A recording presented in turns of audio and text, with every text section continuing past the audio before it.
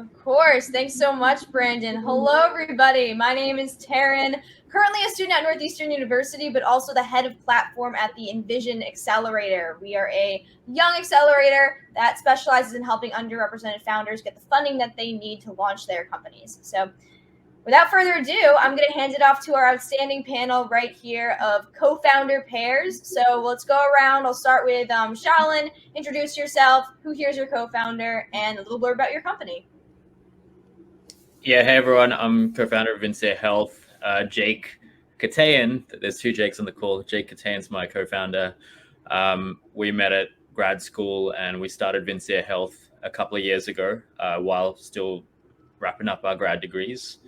And yeah, we're a digital health company helping people quit smoking and get access to their behavioral health care needs, particularly for low income populations. All right, JK. Yeah, I can go next. Good to see everyone. My name is Jake Kattan. I was a health IT consultant at KPMG for about 5 years before going back to grad school, meeting Shalin. Spent a lot of time in American healthcare, and I'm excited to be here. And I will let Dipali go first. Hi everyone, this is Dipali Trivedi, CTO and co-founder of Everyday Life. Everyday Life is a life insurance company bringing innovative life insurance product aimed at to help middle-income families digitally. And I'm here with Jake Tamarkin, who is my co-founder. Yeah, hi. Thanks, Dipali. As she said, I'm CEO and co-founder of Everyday Life. And prior to that, I brought a couple of decades of experience in the insurance and financial services arena.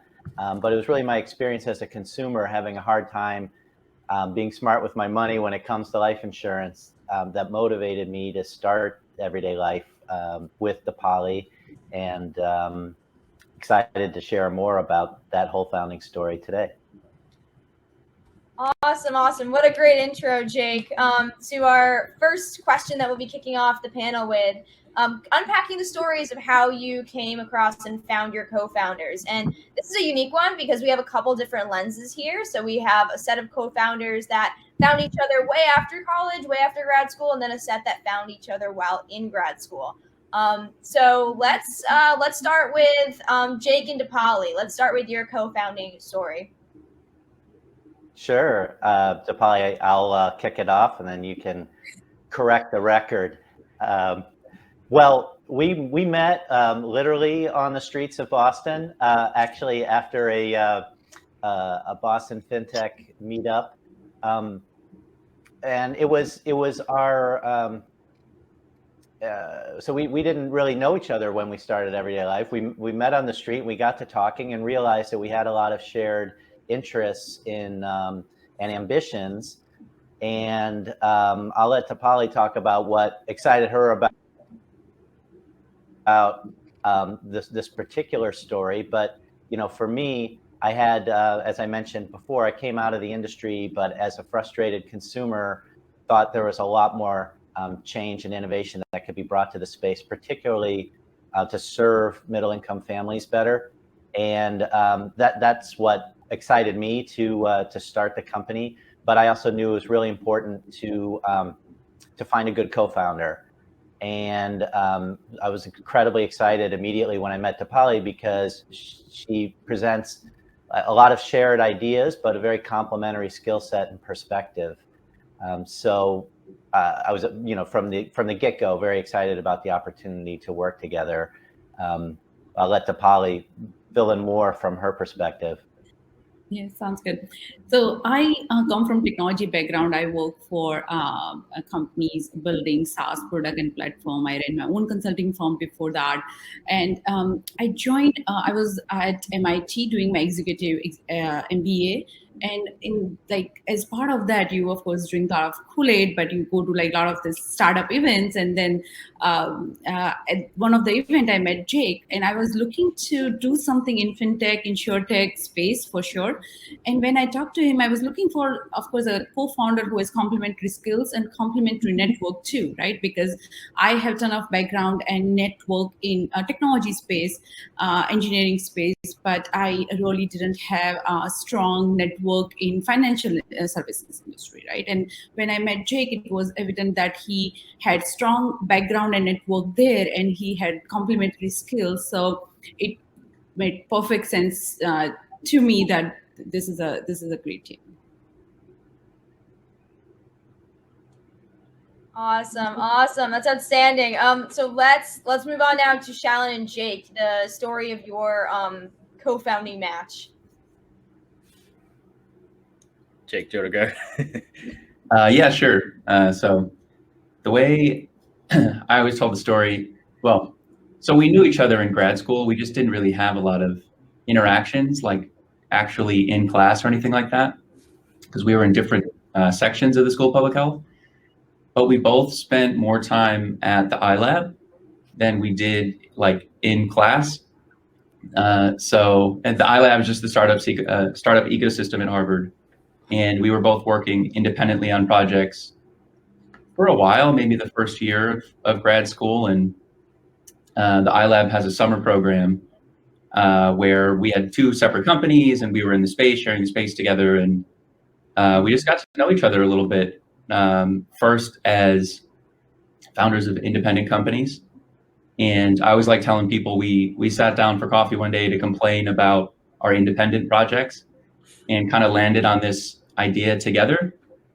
And we were like, okay, I wonder if this has legs, like let's do a little bit more research. He was working with a software engineer at the time, and it kind of snowballed into an independent study with one of our professors. And then we built a little bit more tech, and it just kind of snowballed from there. So I know I left out a ton of things, but yeah, in grad school at the iLab. Very cool. So one of my favorite things I think about like these 2 stories that they are like very different and very unique. And one of the things too being with Dipali and Jake, for instance, you 2 met fairly serendipitously. And then just came together and things started to move forward. How long did it take to know that you 2 would be in this for the long haul when you first met?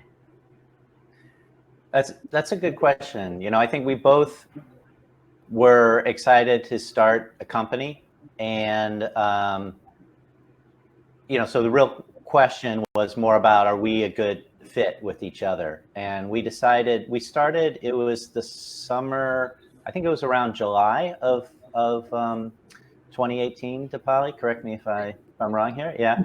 And we just started sharing ideas and collaborating, and we built a kind of rudimentary prototype of our first idea, and used that as a test to see what it was like working with each other. And that went well. And we decided at that point, let's start this company together. And so it was around November of 2018. So about 4 months later that we decided to get serious. Using your prototype development as a test. Very neat. Very cool. And then Shalyn and Jake, same question over to you 2, who met fairly organically, right? So you're working in the same space at the same time. How long and when really did you know, okay, this is the co-founder that I really want to go all in with? Yeah, I think one of the main signals that I've come to look for in almost anyone is like their willingness to give, like before they take or without thinking about what they're going to take, and I think when we first met Jake, I was, like Jake said, working on a slightly different project, and there were healthcare things that he knew that I didn't, and it at the time had nothing to do with him because we were in like a whole other space, but he was very like generous with all his previous career experience, his like content, probably some trust involved in sharing some documents, but maybe I shouldn't say that publicly. But he, before he kind of knew what was in it for him, like he was very much willing to kind of spend the time and share the things that he cared about. And I think that's like at the heart of everything that we do as a company and the people that we've relied on and gotten help from along the way. Like you can't do this without people having that mindset of just, okay, I'm just going to give, and just it'll all be for a good cause. And then over time, yeah, just like multiple instances of that mentality is really core to what we do. And then you realize, okay, that's not the only thing. Like, there's competence, there's commitment, there's like complementary skill sets, complementary networks, all of that stuff comes later. Complementary skill set, complementary network, all comes later. That's an interesting point you make, and actually leads into like another big thing to unpack here. And really, that is, what should founders look for in co-founders? When you're on the co-founder hunt, what are the immediate green flags and the immediate red flags? So, big, broad question. I'm going to throw it to our Dipali and Jake T crowd first. Yeah, what are your thoughts on that? Yeah, so as I said, of course, I was looking for complementary skills, and I was okay with different personalities for sure. I was open to that, because I don't think it's important for me to work with someone who has the same temperament, same working style, etc. But I was sure that I want to work or found a company with someone who has same values, right? And that's why it really made sense when Jake talked about middle income families and how passionate he is to really help them, because when it comes to life insurance, middle income segment is actually underserved, right? So when he talked about bringing that social change, it really made sense to me, because it was important for me to found a company with someone who has same values there. Yeah, and Dipali's just very nice when she mentions different personalities. What she means is she got over putting up with an obnoxious bore that I can be, because we have a shared sense of mission. And that is really the most important thing, because there's ups and downs, in the life of a startup. And, there are gut checks, right? And you've got to know that your co-founder is there with you and committed and as passionate about your mission as you are. So I think that's overarching the most important thing. Just one thing to add from my perspective. This was my first startup, and when I was first thinking about it, I asked a whole bunch of people, more seasoned startup veterans, about advice on next steps, and uniformly, folks were saying you need a co-founder, and because you're a business person, you probably need a co-founder that has more technical skills and that complements your skill set. And part of that is about having more capabilities to get stuff done. And I think part of why I was getting that advice so consistently and would recommend it, give the same advice today to people asking me, is because when you're starting a company, you're kind of always in sales mode, and you're always looking for signs of traction, which can come in many different forms. And one of the very early ones is that other people think this is a good enough idea that they're willing to invest their time in it. And so it's a real critical early milestone, I think, for most startups is, can we get some people who aren't exactly clones of me, who are also excited by this idea. I like it. Shalyn and Jake. I was just going to echo something, Jake. I think you nailed it. Like, I think it's really important to have a shared mission. You guys aren't going to dive into the weeds, and you aren't going to get into all the details if you don't really care about the thing. And the other thing, kind of to echo what Shalyn said before, is like, if you know that this person, if the first thing they want to do is build a new thing, they want to make something new, then like nothing else can get in the way, right? Like your ego can't get in the way. There's nothing destructive that you could do that could get in front of the will to like make a new thing. And I think to answer the question before, that's how I felt about Shalyn. It was like, yeah, I think this person just like very genuinely wants to build something new, and that's an exciting feeling to get behind. It's a nice plus that we actually care about this. So, yeah. I love it. Love it. Okay, everybody here. So So now you found this co-founder, you seem to be hitting it off. You're like, all right, let's get to it. Let's put our heads down, start to work on our startup. What's now? Okay, now we're working together and we're trying to figure out like what the working style balance is and like how to negotiate roles and responsibilities.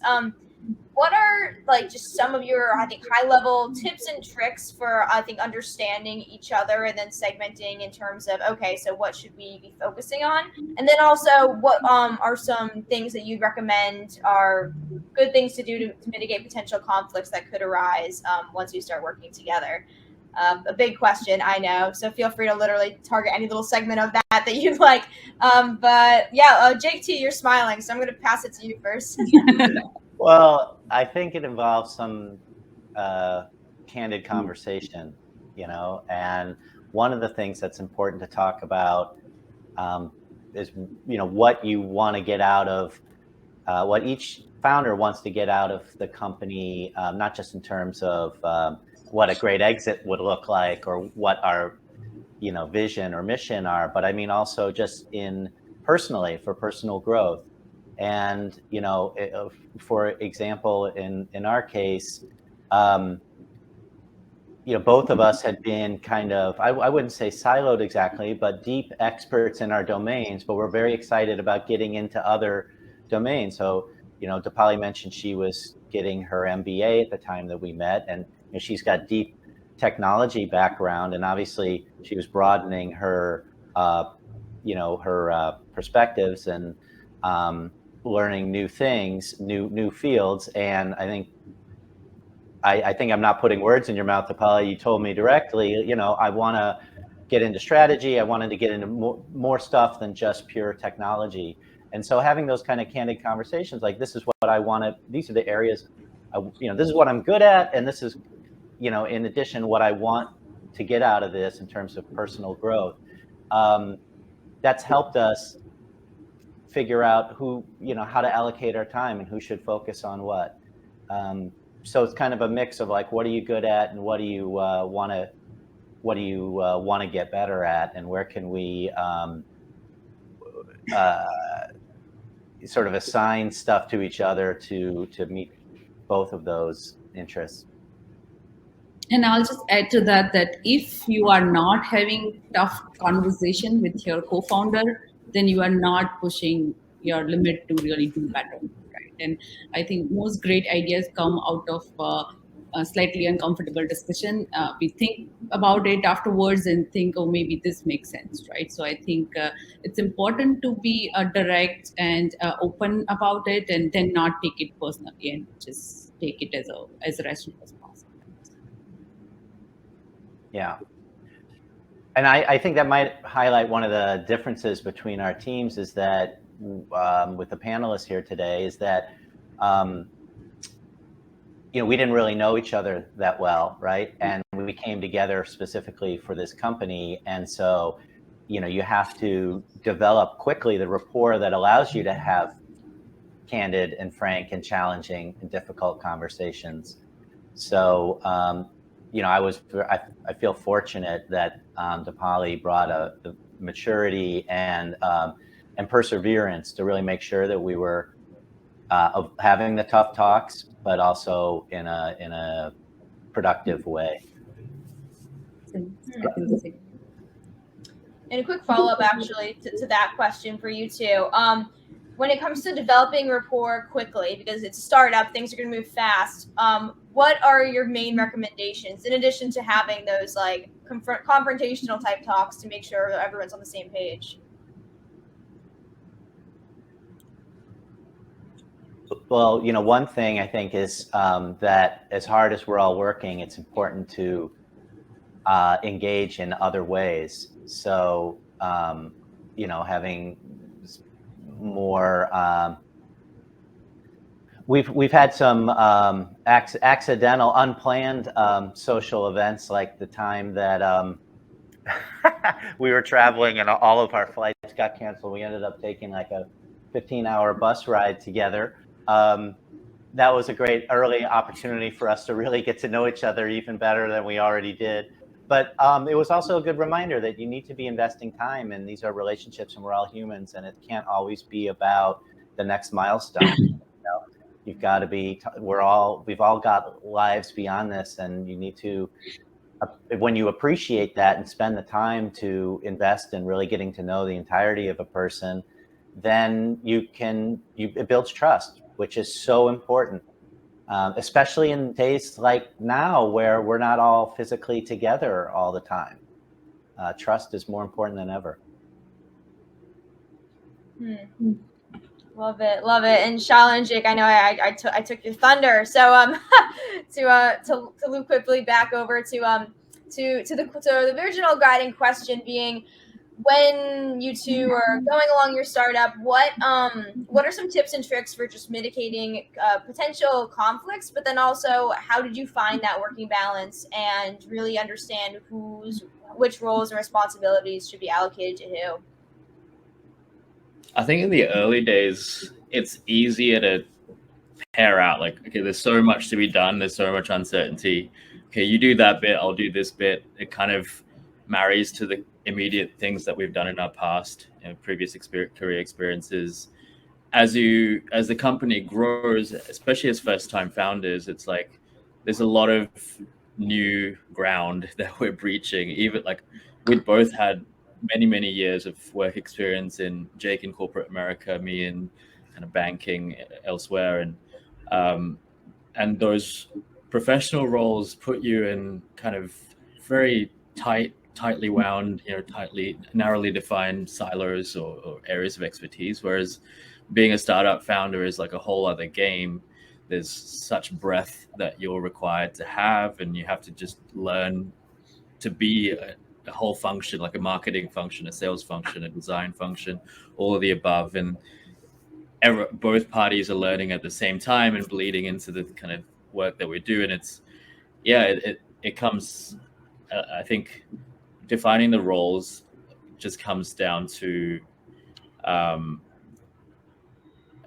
couple of things. Like, one is getting the job done. The other is like thinking about, at least for me, I'm the one like having a fundraise and go get the investment dollars, and then I'm mindful of making sure we look like a company that looks, more mature and more advanced than we actually might be sometimes, or we aspire to be, and I think that comes with having to kind of artificially define certain structures within the firm and see how it works, test it out.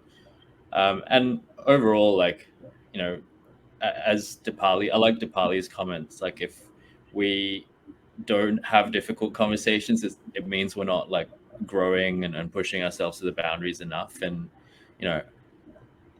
I've never had a brother before, and I kind of feel like Jake's pretty much, as close as it comes to that, where we fight. Even on Friday, we had like a little tussle, but that's what it's all about, right? Like, we can just say whatever we want to each other and know that there's like love at the heart of all of it, and we'll get through it. So I think being able to get to that point makes it A, worthwhile, B, functional. Yeah. Shalen is in the Kattan clan. He's a Kattan brother. That's for sure. I think you're right. And early on, like, it's kind of more of like it's just like a grad school project, right? You're like, okay, well, you do these things, you do these things. Everything has to get done. So let me know when your thing is done, and I'll come over and help, and vice versa.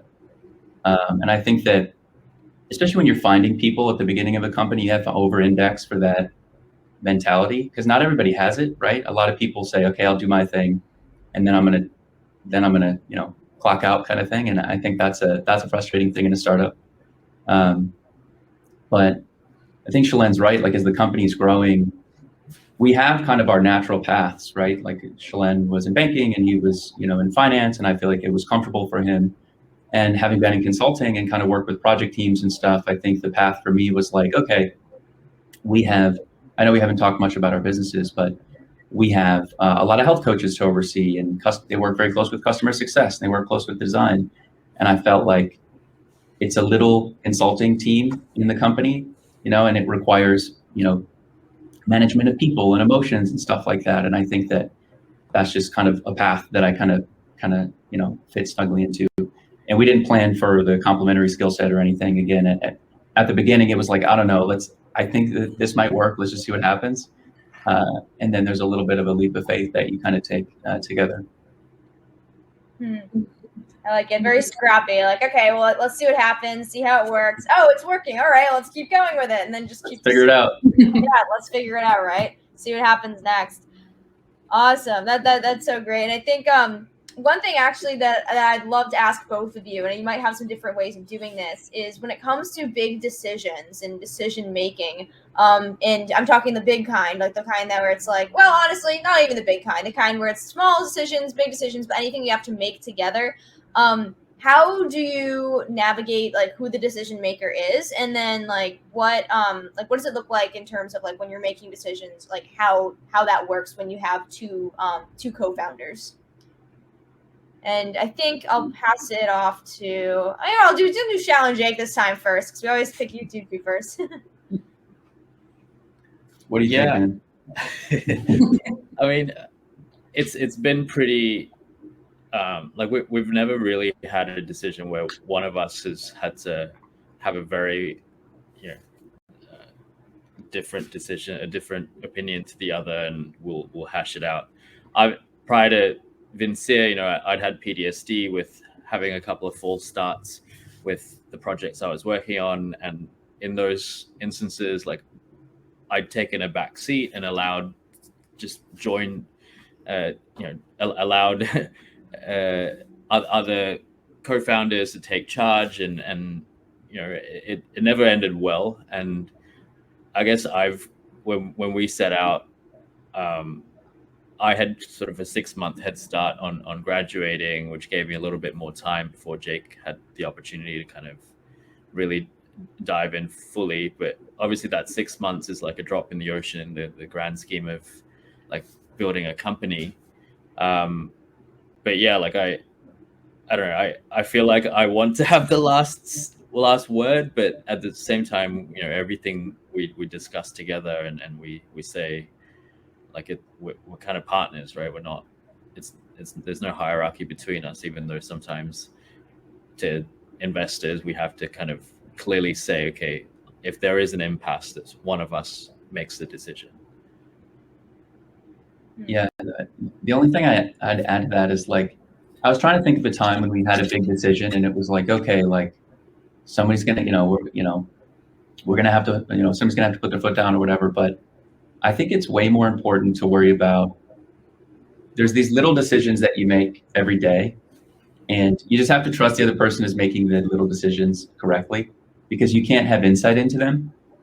And it's the same thing, right? With our CTO, I see you guys' heads nodding. It's a really critical part. Like, you just have to hope that they get the little ones right, because on the big ones you're going to collaborate together. And I don't see a scenario where one of us would be like, no, this is what's going to happen. That's just like counterproductive to a good startup and a good culture of decision making. But yeah, I think we both have faith in each other in our corners of the business, that like, I'm going to think about it hard and carefully, and I think I'm going to choose the right path. And I feel the same way about him and our CTO. Yeah, I mean, I just want to echo Jake's remark about trust, which is a really important part of this, because sometimes Dipali and I will debate something, and we're very much equal partners, and there's no point in making a big decision that if by the end of it, if you're not both bought into it, it's going to be very hard to be successful. So when there is substantial disagreement, we take the time to talk through it, and also trust comes in the sense of being deferential to the other person's expertise. So when it has to do with our tech stack or a product design topic, I'm often deferential to Dipali. When it comes to if the answer is not always obvious, but the fact is that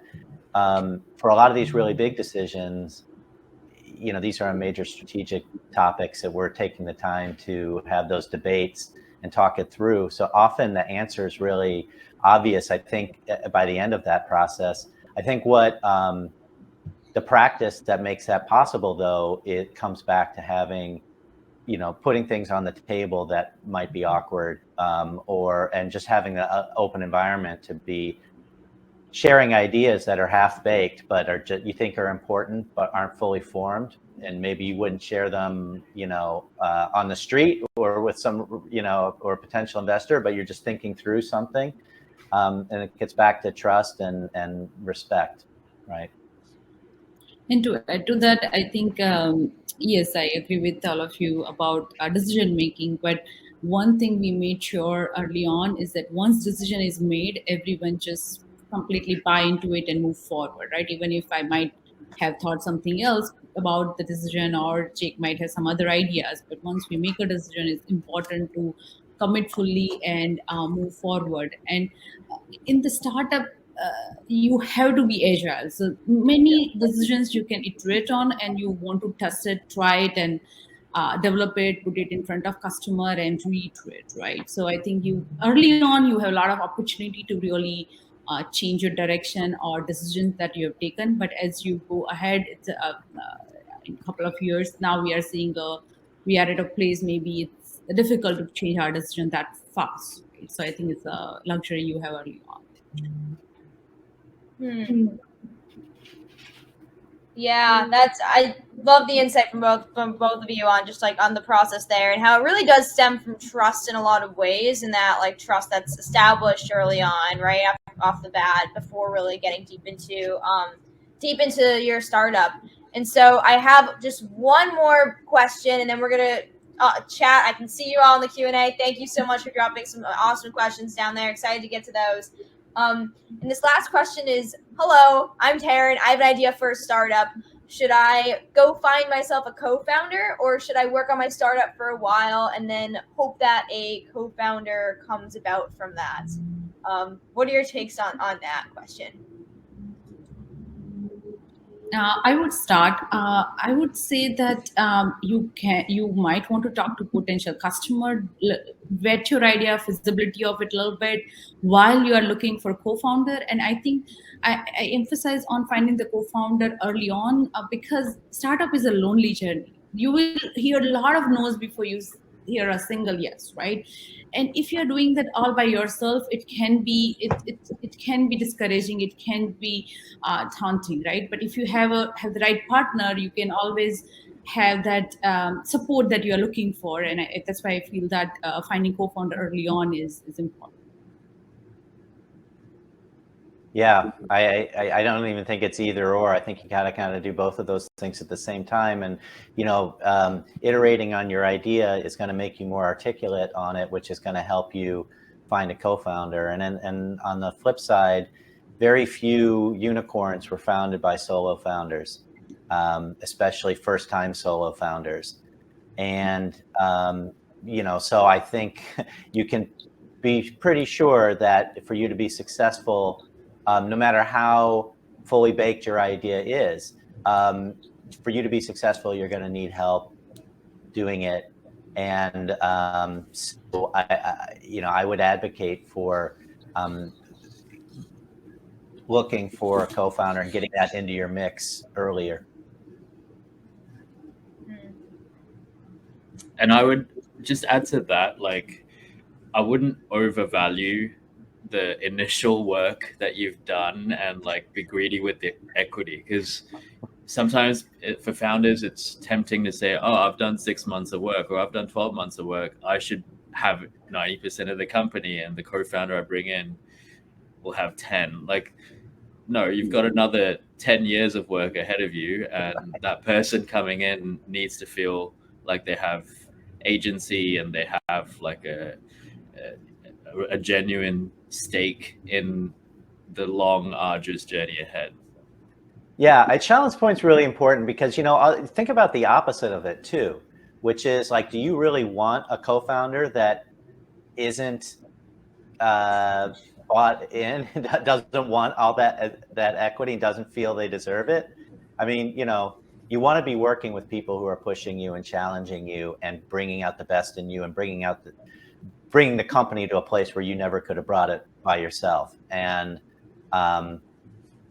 being stingy with equity early on is, I just wanted to reinforce Sean's point there, that you want to be working with people who are going to push you like that, and those people deserve a good stake in what's going on.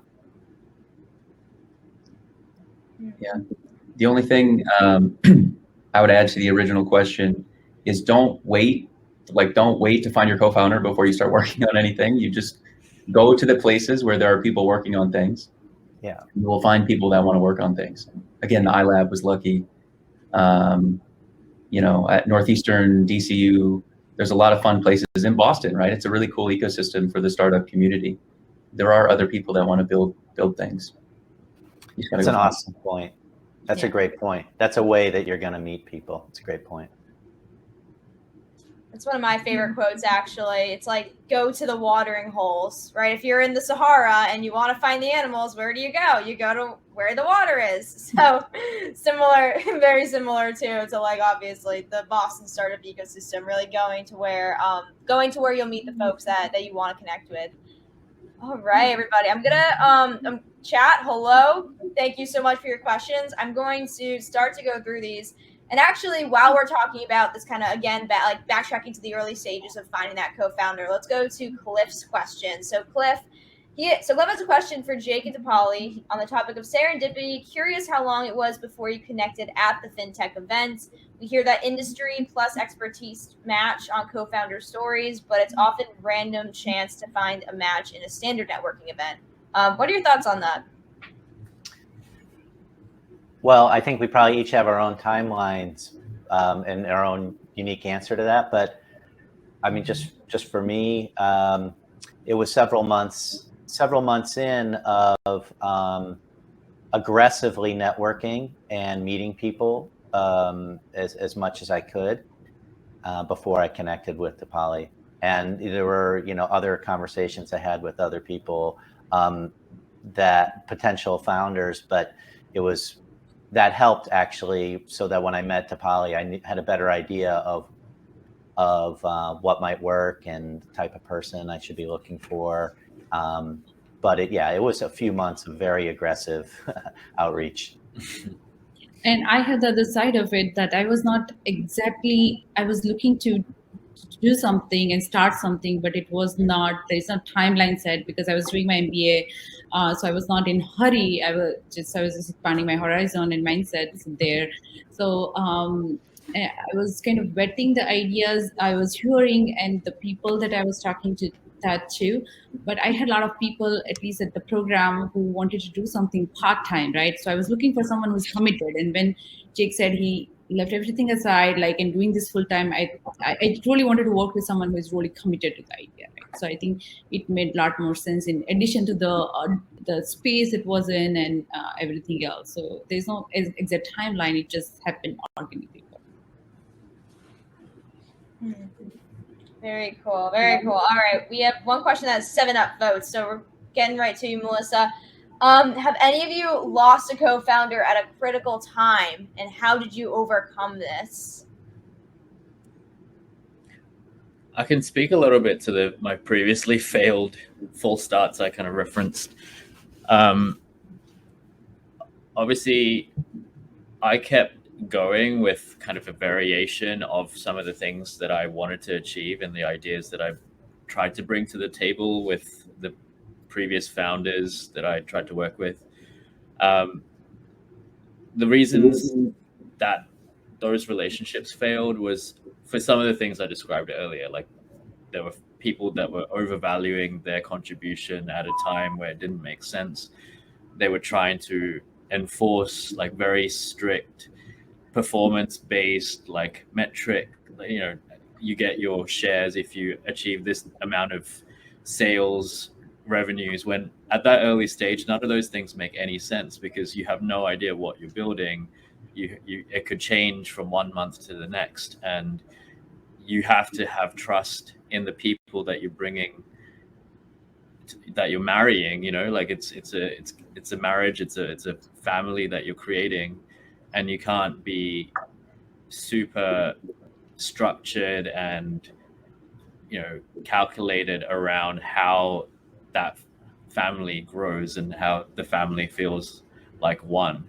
And you just have to pick the right partner to marry. You know, it's, if you don't, then that's a whole other set of issues. But I think if you care about an idea or a mission, an objective enough, then you will find a way out. Like, you will find a way to kind of, you know, keep going, even if there's hiccups along the way. And if you have a sense that you're with the wrong partner, the longer you prolong that conversation or not having the conversation and not kind of make go through the divorce, the longer you kind of are in an unhappy marriage, the less chance of success you have with, you know, and the more time you lose. And that's like your number one asset at the early stages, time. So you got to just make decisions really quickly and recognize differences and act on them really quickly.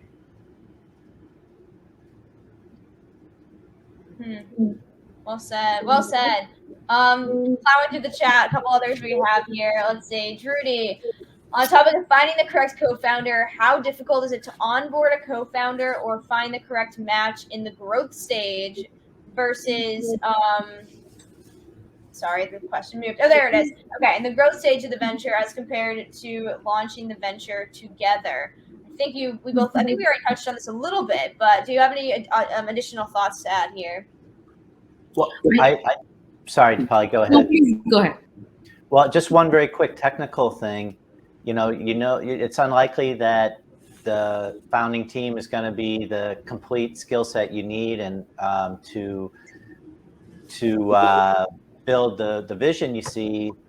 So I think it's prudent early on. And one of the things we did right, I think, was as we were thinking about the equity split of the company, we set aside, I think, a pretty generous reserve for future hires, because we know that we need more great people and that they're going to be motivated by a shared long-term vision, and that I think helps with a substantial, significant equity position. So I feel like that was something that we did well early on, was immediately just, even when it's just a mental model of just reserving a certain amount of equity for future hires. Otherwise, if you've already allocated everything in your mind, if not on paper, then it gets harder to bring people in, because like, where's that equity going to come from? And suddenly you feel like you're making some kind of a trade-off or something. And so we take the mental dilution up front, I guess, is what I would recommend as a little tip. Sorry, Dipali, I think there was something else you wanted to say. Yeah, I was just going to say that I think it's easier to find someone and join your team when you are in venture like growth phase, because you can pay them too. So ideally it's easier, and you can come up with a different compensation model too for that. But I don't think so. This is about maybe ideal for like third founder or someone maybe to scale your startup, like business development founder or something like that, because I don't think anyone will fund you or back your startup up if you are the only founder, right? So I think at least you need the team to get funded and get started, but afterwards, when you are in that growth phase, it's easier to find people and compensate them for that. It's true. Yeah, that's a good point, actually. Right, once you have a thing that's already built, it's a lot easier to then attract the eyes of the people that are likely to be the best fit to continue building it and continue ramping it up. So another great point there. Let's see.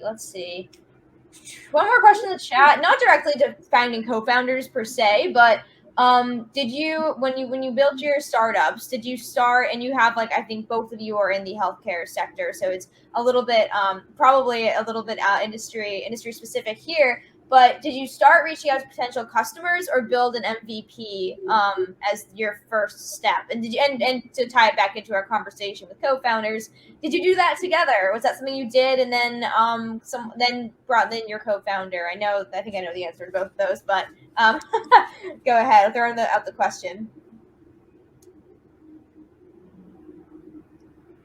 I can start. I was just thinking thinking all the way back now, like 2.5 years, I guess, not that long, feels like 10, is you kind of have to do them at the same time.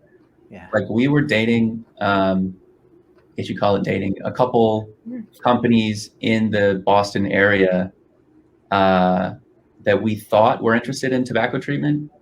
We were like, oh, okay, like you guys are a union, like you care about this because of your health insurance. And just doing some cold reach out and feeling really silly about it because we'd never really done that before.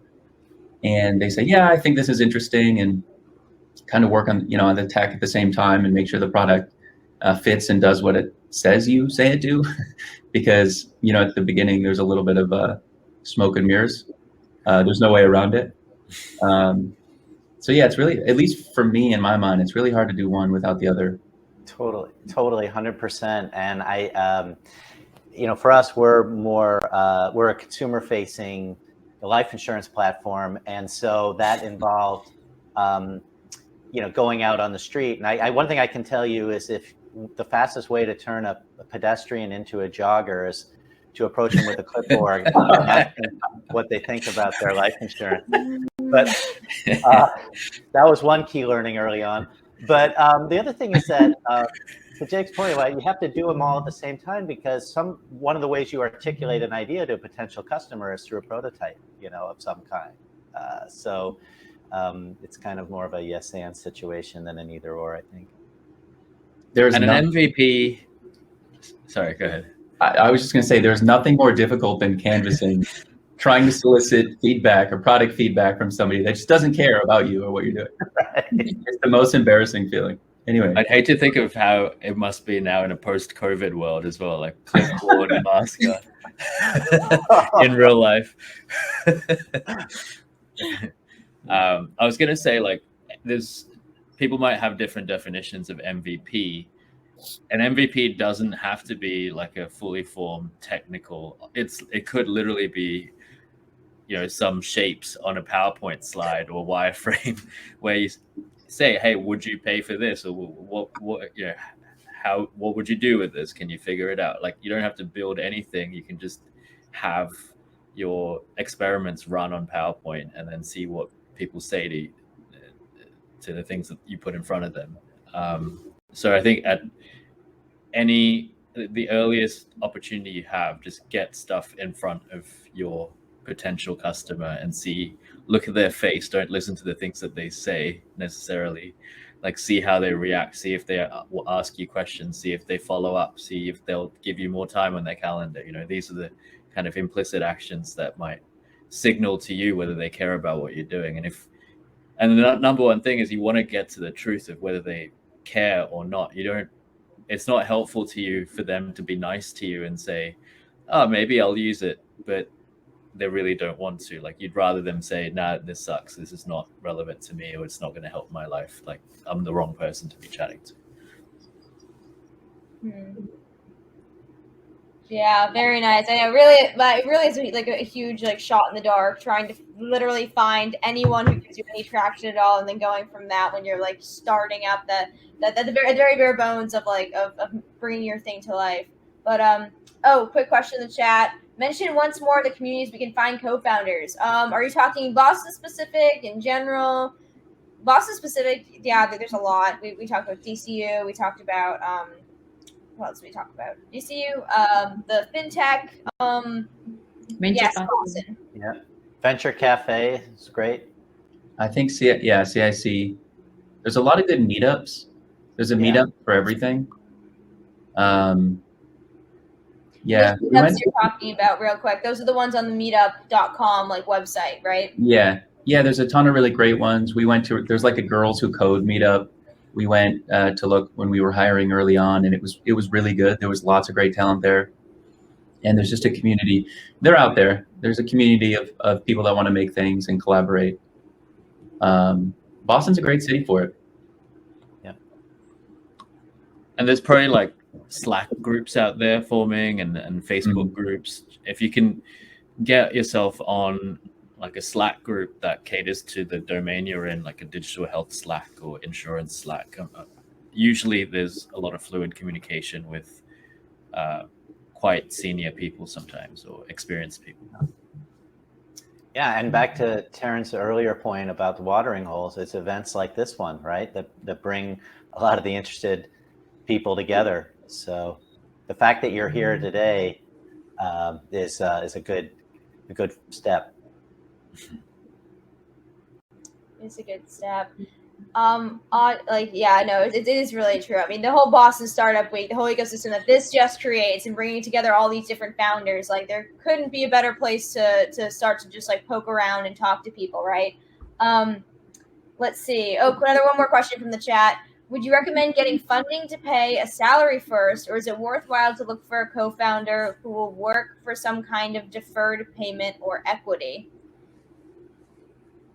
I would go for the second one, because first of all, that really says that the person is committed and in it for the long run. Because even if you are funded today, it will you will run out of money, and you still want to keep doing things you are doing if there's enough traction, right, from customers. So, and I'm not very sure that you can get funded without like the solid team. So I think ideal path is to find the co-founder who can work for equity, committed to that, and eventually you get funded and start paying the co-founder and yourself too. I have actually a quick question myself, a little bit along those lines. So often what I'm seeing now with a lot of startups, particularly student startups, they're being founded by like just like one or two co-founders, and they're doing a lot of outsourcing to bring in extra engineering help and like kind of bring on freelancers that kind of come in and come out. What are your thoughts on that, especially as if you're a solo founder and just using a bunch of talent for the short term versus like finding a co-founder early on for the long term, but having maybe a little bit of the delayed benefits, if that makes sense? I would say, if I may go, from fundraising perspective, like when it comes to investors, it's all about de-risking their resources, their investment, right? And the way to de-risk is by having a lot of data and information on which direction you want to go, and knowing that there's some kind of product market fit ahead of you, or the ability to execute as well. So if you don't have product market fit because you haven't had the time, or don't have a clear indication of which direction the product needs to go because you haven't done enough work, and if you haven't got the team that can do the work, then your dilution will be much more if you can raise any funding at all. So it's all a question. There's always going to be an investor willing to take a risk. There's always money to take risk, but the amount of risk determines how much dilution you will take. So the more work you can do up front, and the more people you can bring on at the start to like do the work for that equity, the more of that equity you'll protect. Like that's overall how I would think about it. And then as a first time founder, or like an underrepresented founder, whatever you want to call it, like there's variations where it gets harder, and the level of perceived risk is higher, and the dilution is higher, and the difficulty to raise money is higher. In terms of outsourcing, again, it's like, before you know what the product is, if you start spending money on outsourced dev shops, then you might be throwing away that money on something that you don't need or will be redundant in a few months' time. So by having a technical founder in-house who can very quickly iterate and throw out prototypes and MVPs with no incremental cash cost, that's a way of de-risking and minimizing that dilution risk in the future for getting outside dollars.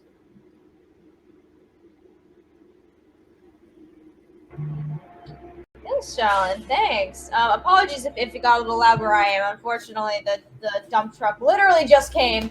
But But so everybody, we have T-minus 5 minutes left of the panel. I would love to go around to each one of you and get some just closing thoughts on some big lasting pieces of advice that you'd like to leave the audience with, all regarding how to find that ideal co-founder.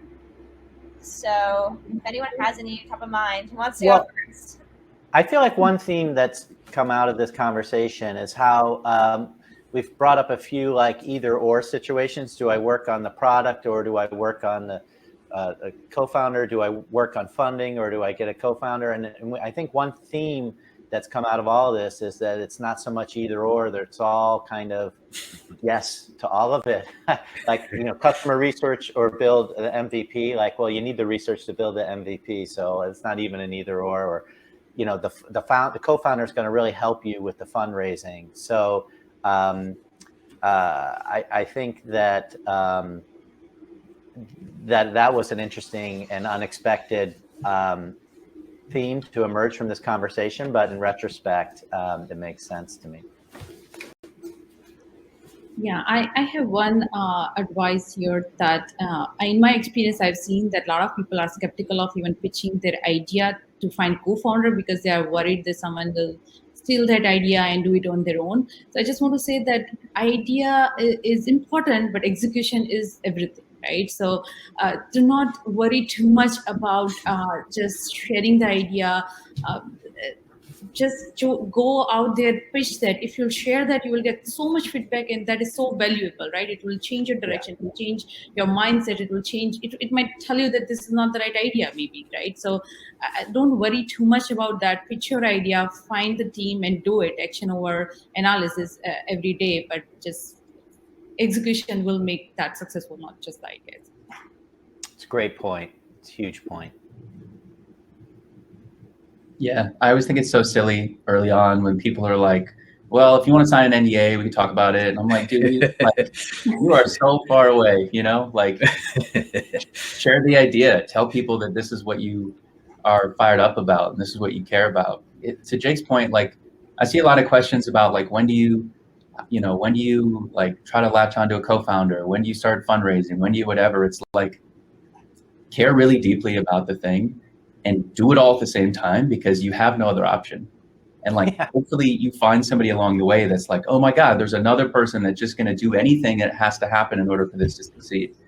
It's not about like, how you tier it or insourcing, outsourcing. It's like, however it must be completed is how it has to be completed. And then my last little bit, like parting wisdom, as I was thinking this weekend, I was thinking like, what advice would I give people who want to like get married in this like very weird marriage? This is a very unique relationship that humans share. And the advice that I would have given myself a couple years ago was like, does this person work really, really hard? And will I treat them with respect, and will they treat me with respect at every corner? If you have those two things, like I think it's going to be very difficult for the founders to be the failure point of the company. And share your idea and dare anyone to try it. If they can make it work better than you, then great, let them do it, because you weren't the person to make it happen. If that's the case, you have to believe that it's a great idea and only you and your founding team is able to execute it and succeed in the way that you envision. So I think sharing is a super important point.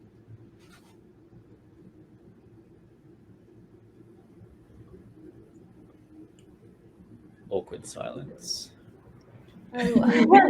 I know, folks, we have 20 seconds left, but thank you everybody that came to the panel. This was really fun. Loved poking all these outstanding founders' brains. And I know that you're all on mute because we're on the stage, but if you are here, give a big round of applause for these founders. Also, Vincere is hiring, so please reach out. LinkedIn, email. Yeah, as is everyday life too. All right, I think, are we still on the big screen? I can't tell. Yeah, Brandon's back. You guys are all set. So I believe the recording did cut out, but if anyone is still on, please feel free to jump into the agenda for any of the next sessions. Once again, thank you so much to the panel here. Great job, Taryn. Great to see all of you again in some form or capacity. Hopefully see you guys in person soon. And feel free to jump on any other panels as well. And Chillin, we will talk offline about what you guys mentioned. And also Jake and Polly and all of Jake, we'll happy to kind of talk about that Northeastern option that I mentioned at the beginning of the call. All right. Super. Thank you, everyone. Thank you, Terry. Thanks, you. guys. Awesome. Thanks, guys. Thanks so much, everybody. Thank Woo! you.